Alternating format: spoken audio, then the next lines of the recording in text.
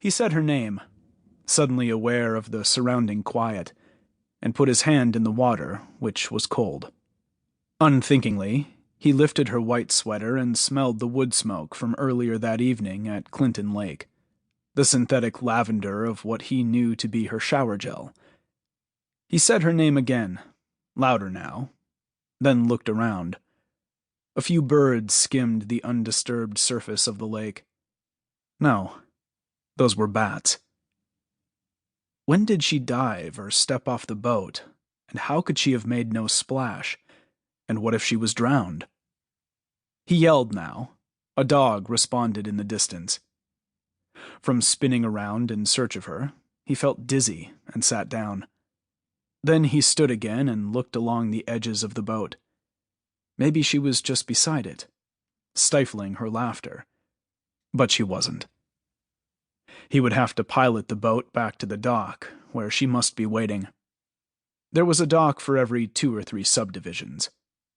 He thought he saw a firefly signal slowly from the shore, but it was too late in the year for that. He felt a wave of anger rising, and he welcomed it, wanted it to overwhelm his panic. He hoped Amber had dived into the water before his rambling confession of feeling. He'd said they'd stay together once he left Topeka for school, but now he knew they wouldn't. He was eager to demonstrate his indifference as soon as he found her safe on land. See the outboard motor gleaming in the moonlight. For any of his friends, managing the boat would be easy.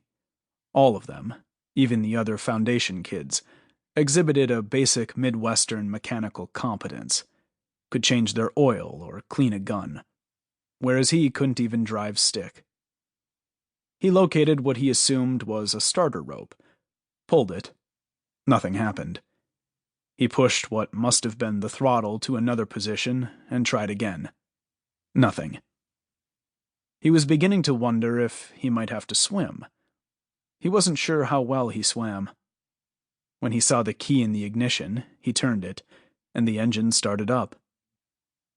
As slowly as possible, he motored back to shore.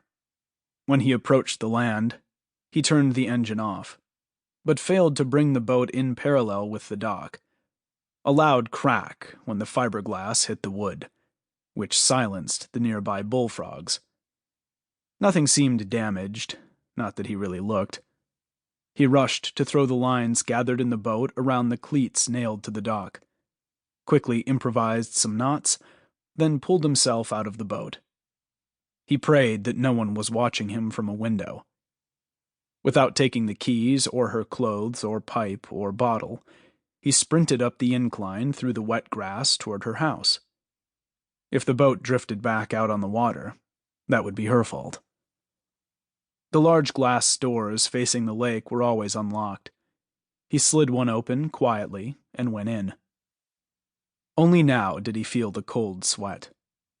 He could make out her brother's shape on the couch, pillow over his head, sleeping in the glow of the large television. The news was on mute. The room was otherwise dark. He thought of waking him, but instead removed his Timberland boots, which he assumed were muddy, and crept across the room to the white-carpeted stairs. He went up slowly. He'd stayed over 2 or 3 times before when she'd told her parents he'd had too much to drink. They'd thought he'd slept in the guest room. They'd thought, correctly, that he'd called home.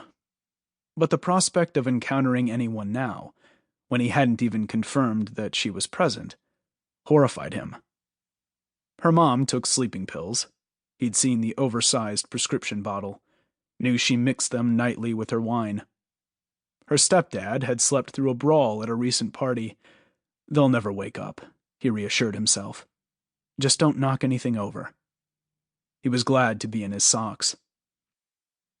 He reached the first floor and surveyed the dark, expansive living room before he climbed the next flight of stairs to where the bedrooms were. He could almost make out the large generic hunting scene on the far wall, dogs flushing game from the woods, beside a lake at sunset. He could see the red light blinking on the panel for the alarm system they thankfully never armed.